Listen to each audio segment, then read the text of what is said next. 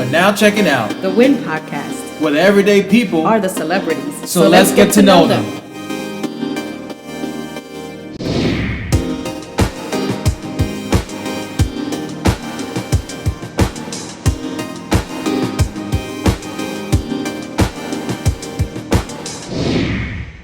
So Cary is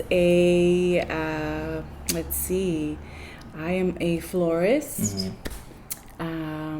I am a mother, and I am a spiritual student of life. And I think that sums it up. Yeah, nice. Where were you, born and raised? I was born and raised in Washington Heights. Okay. To Dominican parents, 2 working parents, Catholic school, a lot of rules. Yeah, strict. Pretty strict, I would say. Not too much, right? Just enough.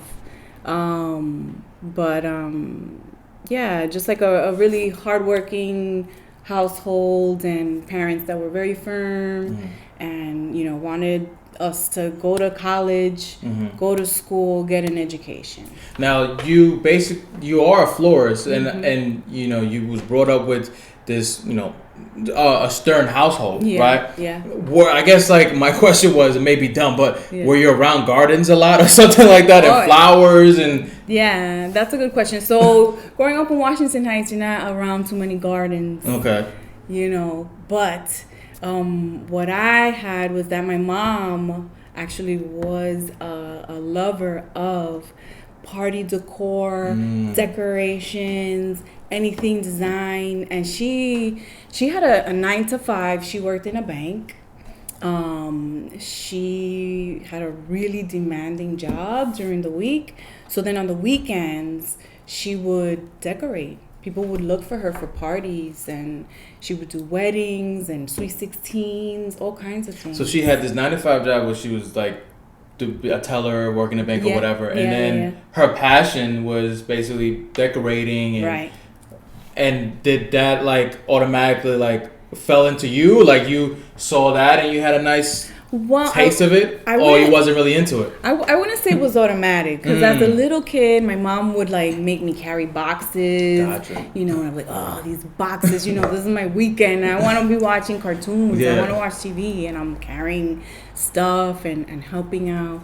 But I think when she started giving me little jobs, little tasks to do to help her, and I would see that I could do this, I felt empowered. I felt like, wow, I can do this little task, and look, it looks so pretty. I made this myself. What was the first job that you had working with you, where it kind of stuck out to you that I did pretty fucking good? That's a really good question, because actually I think the first time she would give me little things, the first time that I felt like, wow, I did that, and I felt kind of proud of myself, was making little flower pieces.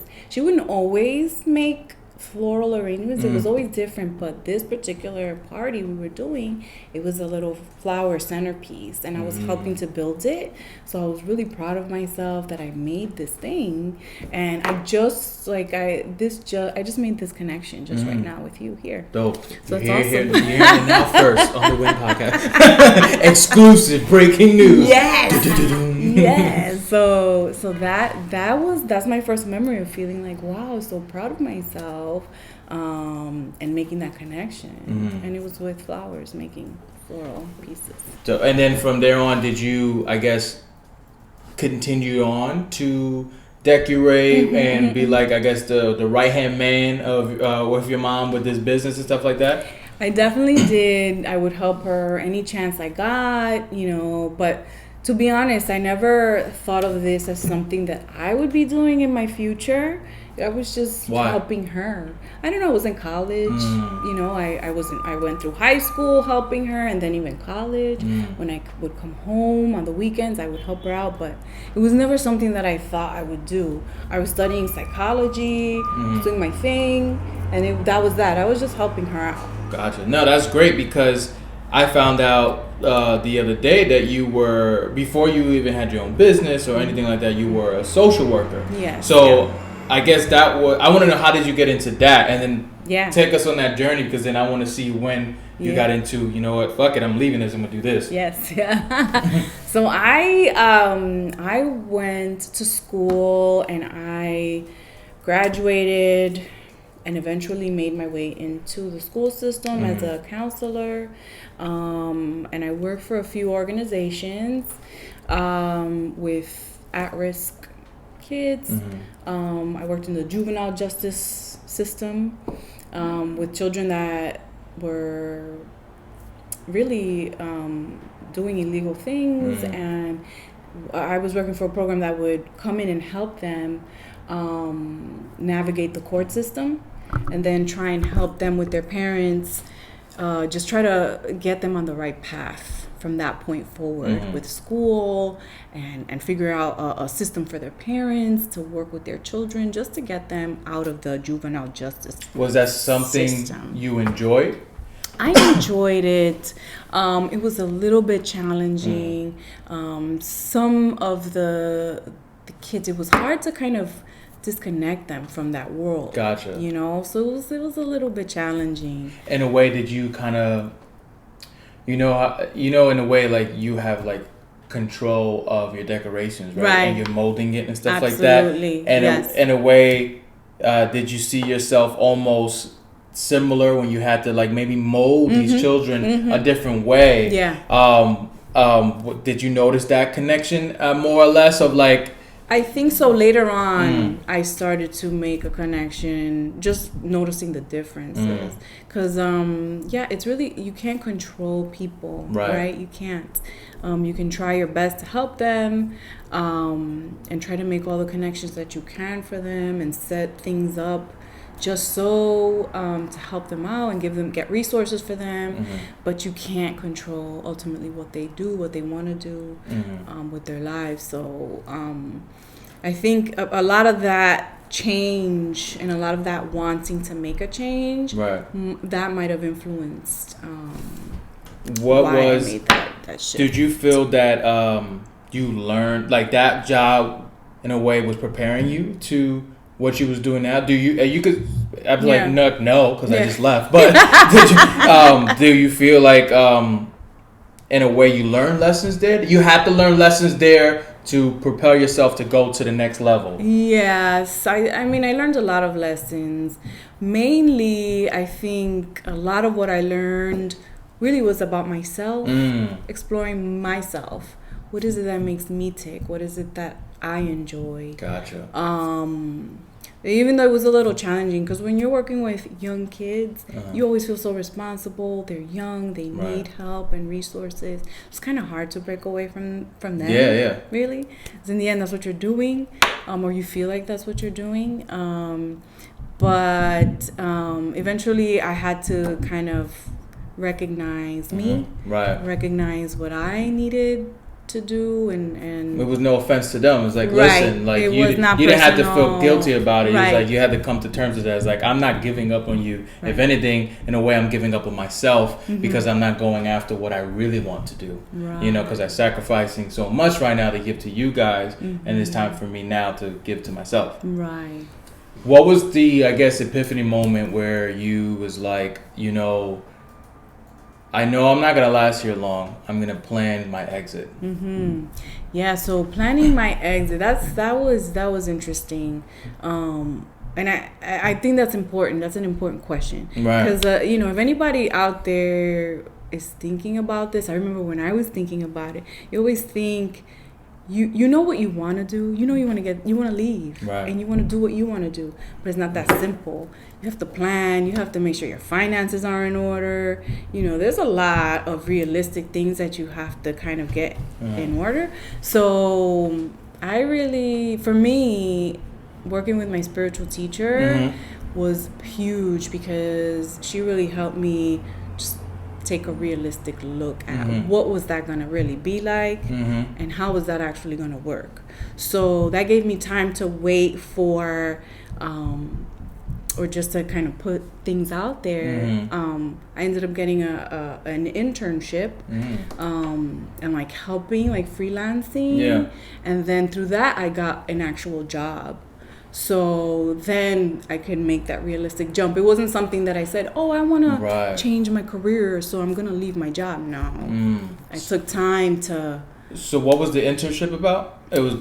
So the internships were with, I was doing little events with designers. Gotcha. So the whole decorating thing. Decorating. So here's this thing now where your mom subconsciously, not even, planting it, right? Right. Was planting a seed, no pun intended, because it's going to grow into a flower, right? Was planting the seed with you to basically...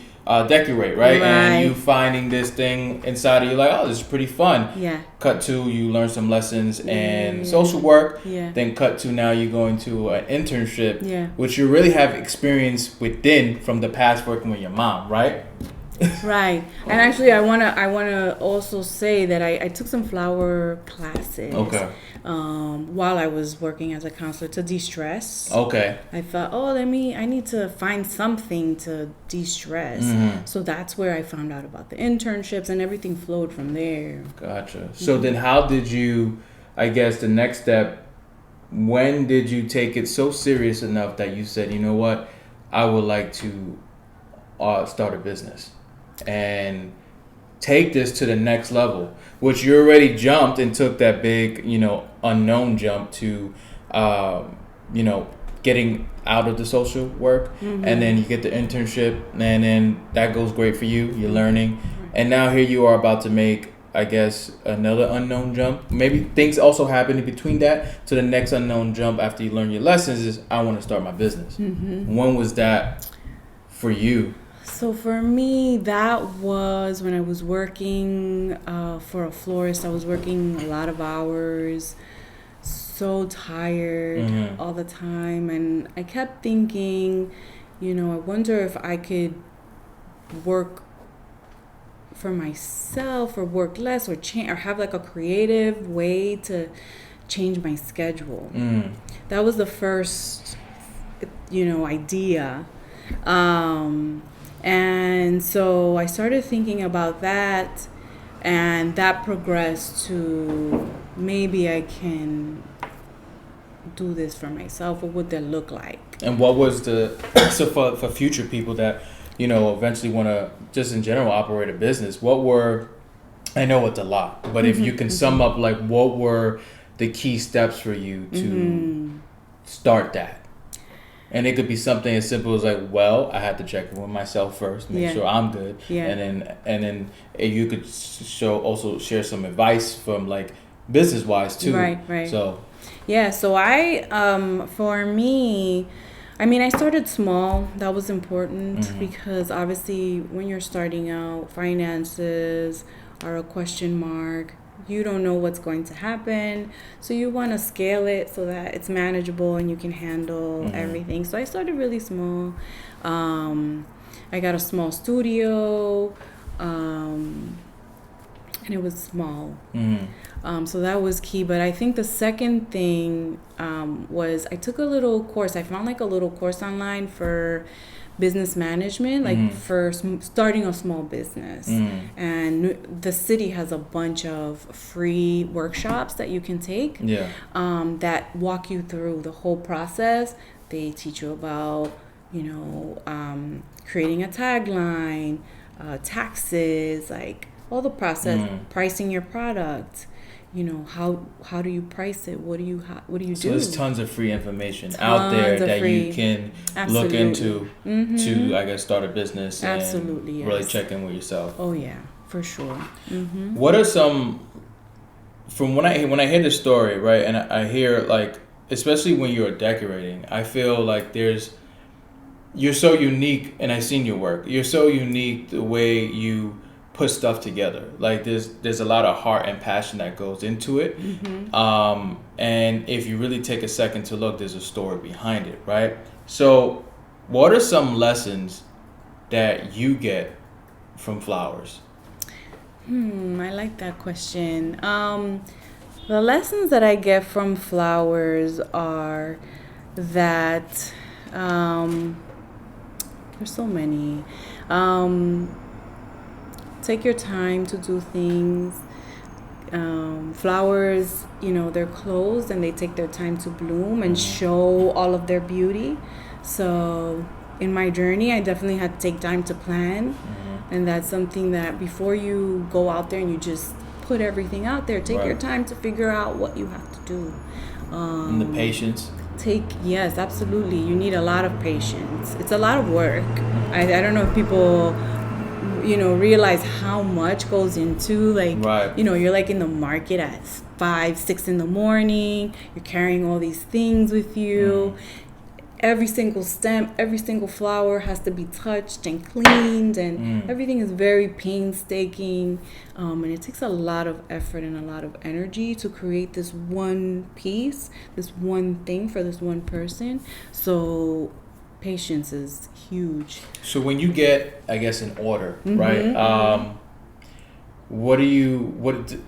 Go through your process. Do you ask them like a background track? Like, what do you like? As in like, because you can incorporate certain things to them, or it's just a total freestyle thing. Tell me your process of how do you create when you get a couple orders. Sure. So when we in order, we always ask the customer. Sometimes some people are really very specific. They know exactly what they want. So you hate those customers? No, I love them. Okay. I love them. Because less work for you? I mean, it's not that it's less work, but they're telling me what's gonna make them happy. Okay. What's gonna satisfy them, and that's the goal. That's what we're gonna get at, regardless. So I love people who know what they want. So it was a plus. Yeah, always. So we always start by asking them, what they're looking for, what their budget is, what colors they want to use, what the occasion is, just so that we can get the full picture. And then what starts, once you get all that information, what goes on in Cary's brain? The moment that you are in that market or whatever, take me inside your brain. What is happening? So in my brain, what's happening is I'm putting together colors and a feel. Sometimes people say that they want something that's bright and fun and happy. So I'm looking at all the different colors that are going to work together to make this piece, or how soft it's going to be. So I'm looking for all the flowers that give me that feeling. So colors and the feeling of the arrangement. Did you have to, I guess, I think so, but did you have to study flowers? In a sense, know what's out there more or less? Yes, absolutely. So when there was a free course on there, right? Online for flowers? Well, not for flowers. The flowers courses are not free. They are expensive. That is the downside to the flower world. But if you take floral courses, they do give you some guidance as to, you have to learn the flower names. Can't navigate. Or you can say, that red, blue rose mixed with a sunflower or something like that. Yeah, that doesn't work. It doesn't work. Okay, gotcha. You have to know exactly all of the names and all the types. You have to know what's in season. When the way we work is we work with flowers that are in season. Gotcha. So if you call me and you say, I want an orchid tomorrow, or a peony. I want Bermuda Sun Kiss. I don't even know that's the name, but I want a Bermuda Sun Kiss flower top. You were like, no, it's not in season. And that's in Bermuda. Right, exactly. So there's a lot that goes into it. You have to have a good background. You have to understand what grows when, and because you don't want your customer to pay $500 for something when they don't have to. Now, do you see when you're creating? Do you see images in your head, or are you just basically going based on the feel and the look and the connection that you're getting from what you're seeing in that market? Or is it a mixture of everything? I get a vision. I always get a vision from what the customer tells me they want. I get a vision, and then I work from there. What was the challenges you faced? Basically, you starting your business, and I guess I want to know a challenge from within and then another challenge from the world, because whenever you take this jump, and no matter anything you do for if whatever you love and you're taking that step, there's always a challenge within fear, doubts, whatever, and then there's always a challenge from the world that may be coming your way as well, and sometimes people don't know how to handle it, which is normal, and you just have to learn how to get through it. Right. So what was some of the challenges you faced within and also from the world trying to start your business? I would say the fear from within would have to be just my own. I would describe myself as a fairly shy person. So when I started my business, that was one of the biggest things that I was concerned with, because I had to interface with the public in so many different ways, weddings and customers that come in and over the phone. So that was something that I was concerned about and scared, How did you get over that? Because I still see you as a person that's reserved. You would share unless you have a connection with them, which is totally fine. Right. But in the business that you're in, you have to be in the people's faces and show that you're not no pushover in a sense. Right. So how did you work on that to build that character up? Yeah. So I think that just being, to me, it feels like a spiritual journey, because you're afraid, you're going through this emotion of fear, and then you have to confront it. There's no, you can't run from it, right. So I think just getting the practice, talking to people, it helped open me up a lot. I'm much more open now than I was when I started. And I'm sure there's more that, more work that I can do, but definitely. Is there something, was there something that you told yourself or did to like for instance, some people will take improv classes to get used to being in front of people. Did you do something like that? Not in a class, but more or less, I guess you just went out there and just did it. Yeah. And just talked. I think when I started working for other people, when I was a florist working in flower shops, and that really was like my improv class, because I had to get out there in front of the customer repeatedly.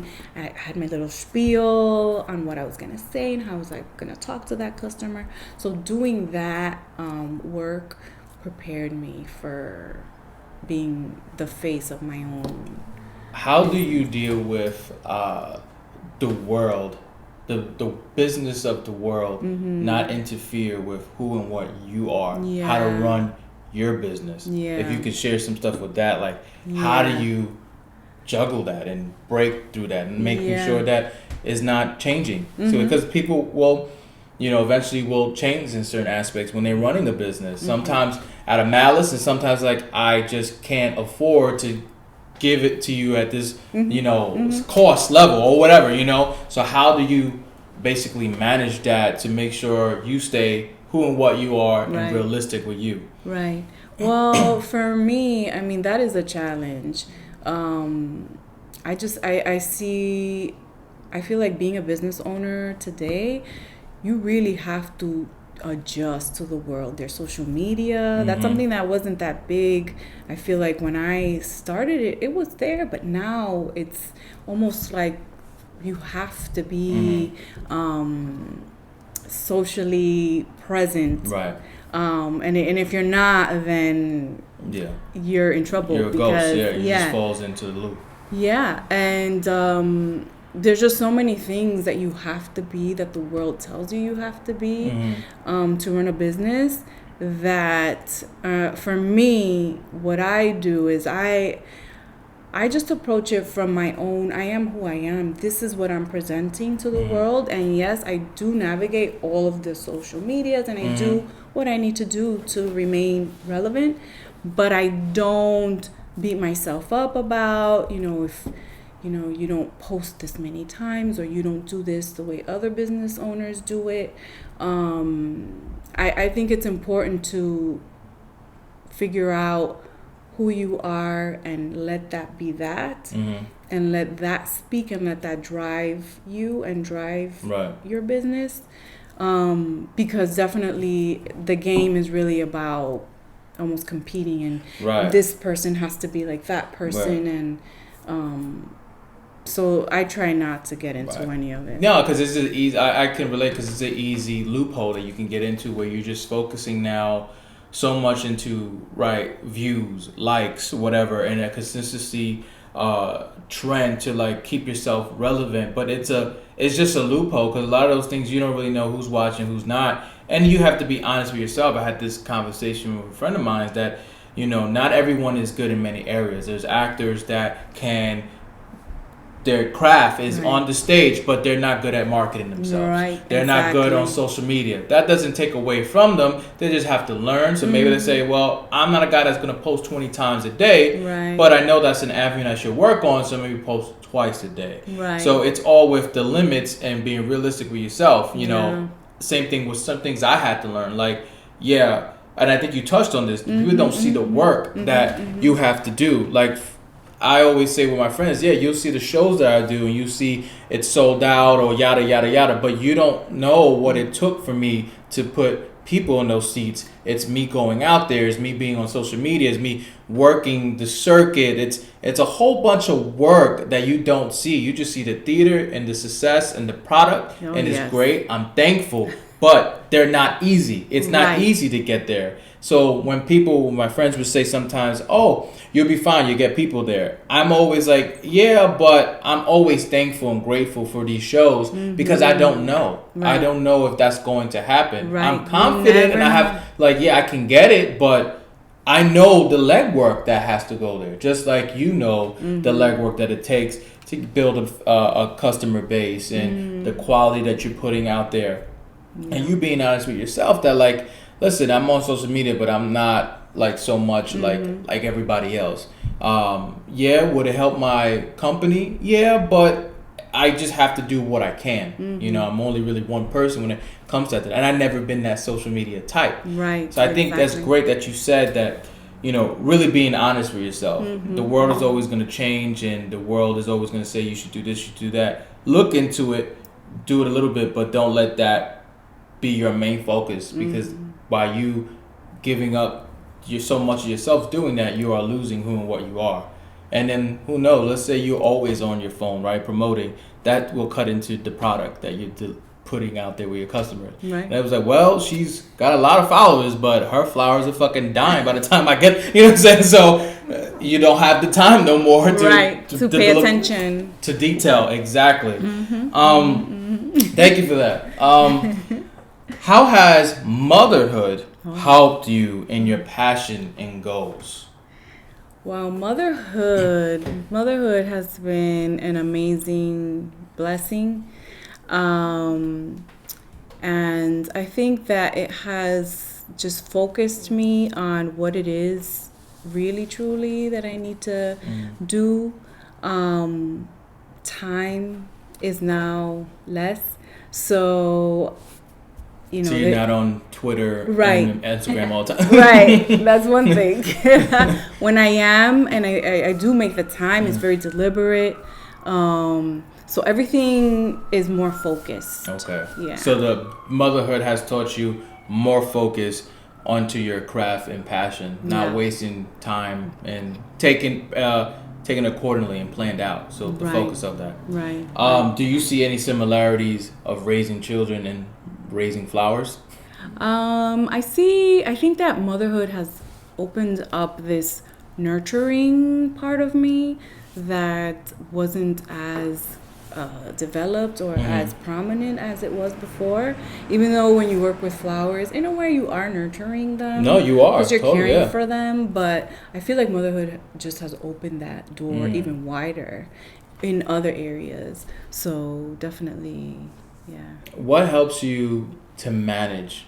How do you manage everything? There's a lot of people out there that are doing what you're doing, and there's a lot of people that will like to get into what you want, what you're doing, and there's a lot of people that have a fear and don't know how to manage everything. So how do you manage, and what helps you to manage motherhood, business, personal life, all into that? How do you manage all those things? I would say a lot of planning, a lot of list making, and a lot of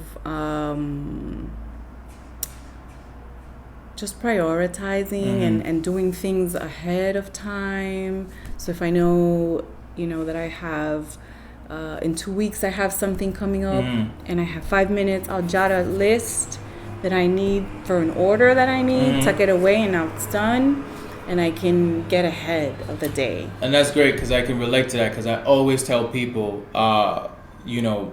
you need to have a list. You need my calendar. I remember in my 20s, I never used a calendar in my phone. Yeah. Like 21, 22, 23. The moment I started doing these shows and stuff like that, that became my best friend because we're human. We're going to forget. Yeah. I put everything in my calendar. I put down a list what I'm going to do for the week. And you have to be organized. That is the most work that you have to do. My gosh. Because if that slacks, then everything else is going to slack. Yep. So you need to really base on that foundation of an organization. And I think that's something that people don't really look into or take serious. Right. They don't take it serious. I think you hit it. They're like, oh yeah, I'll just do it whenever. And I'm like, no, because you're going to do that and something's going to fall short. Yeah. And that just shows one of the weaknesses you have. And the seriousness that you're not taking it. They rather just do everything else, but not build the foundation that they need. I always tell people, it's like whatever you do in your passion or whatever, it's like, I don't know, it's like 50%, right? What you're doing. Right. The other 50 is the organization, the preparation, the courage, the strength to go on and getting everything all laid out. So it's a whole come together as 100%. Absolutely. And at the end of the day, people only see the final thing, but they don't see the rest of things that you have to do, which is organizing. Yeah. And I'm glad that you said that. That's key. Yeah.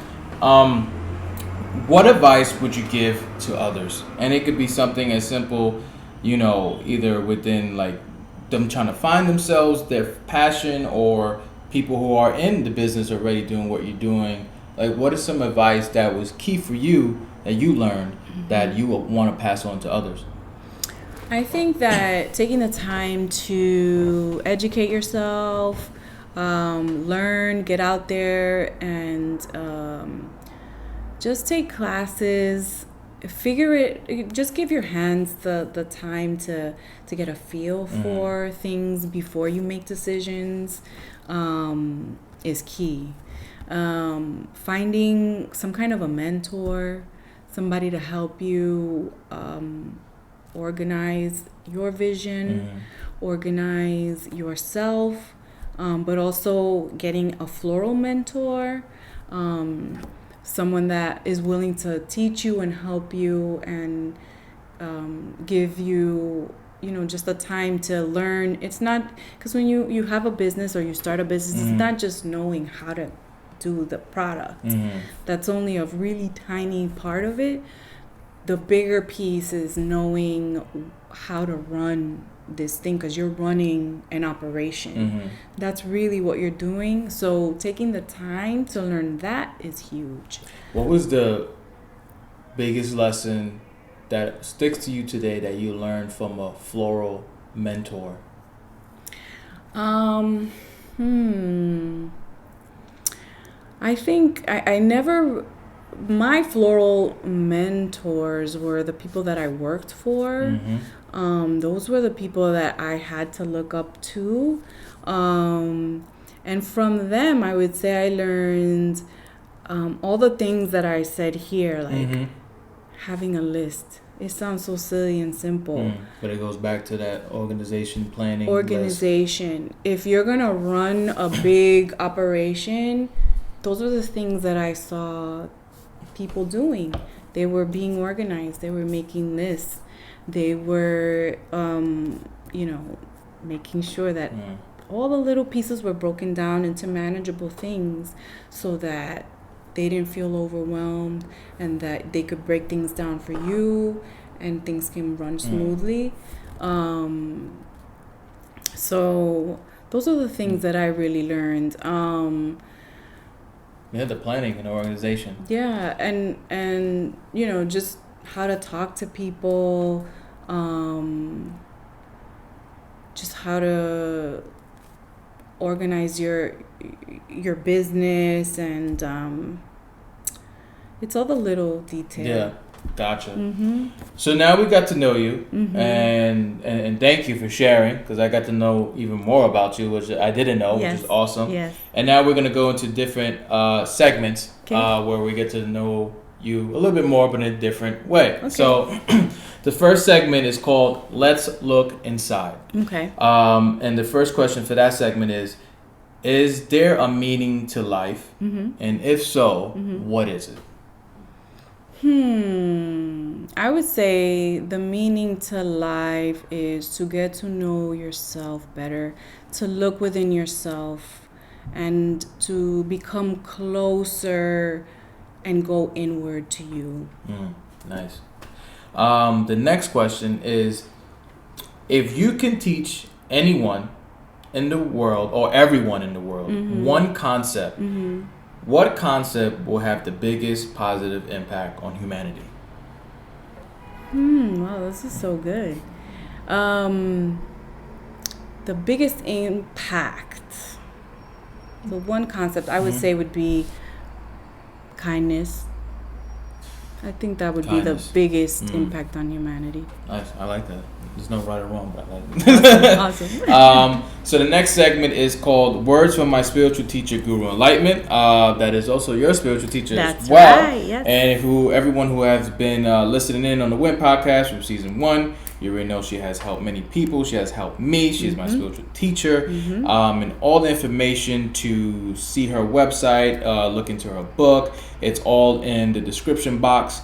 So this section in this segment is from her book in chapter 8, and it's called Guru Enlightenment Guide to Finding Answers into the Unknown. And we're going to read a part from chapter 8, and it goes, "For you have the choice to seek within yourself and find the answers that are there waiting to surface. We all carry the answers we need, whether you want to hear it or not." Is another thing. There are many answers coming from so many places, but the most important place of all is in you. Nice. How do you feel hearing that? I feel great. Guru is my spiritual teacher, and that's what she's taught me, is that the answers are within me. And that's what I've been learning, and what I'm a student of is trying to learn how to find those answers within myself. So I think it's funny because that pretty much wraps up this whole interview of your journey, right? For you to finally take that step when you was in the social work. When you was in social work, you had to really find out what makes you happy, what makes you tick, really check in with yourself. With the answers, you had help from Guru and from others, but she's already teaching you how to go within yourself. Right. So you had to really check in to be like, Cary, Spiritual Flower, what is it that you want to do? And what do we have to do to get to plan A, plan C? And I think that pretty much sums up that whole journey that you had to take. That a lot of people sometimes are afraid to take, to look within. But if you take the time, it may suck, it may be tearful, it may be fearful, but there's a prize in the end as if you keep going, and it doesn't hurt to really get to know more about yourself. Right. We're going to put it in the description as well, but you can say where they can reach you, like the social media, website, to learn more about what you do, and also maybe place an order. So you could just say it. Yes. Folks can reach me on my website, which is www.thelittleglassslipper.com. I have a shop in Greenpoint, Brooklyn. We're at 200 Franklin Street between India and Huron. And we're on Instagram. It's at The Little Glass Slipper. So, reach out. Thank you for checking out the episode. Please help us out by subscribing to our podcast, writing a review, sharing with a friend, or leaving a comment. Thank you. This will help us so much.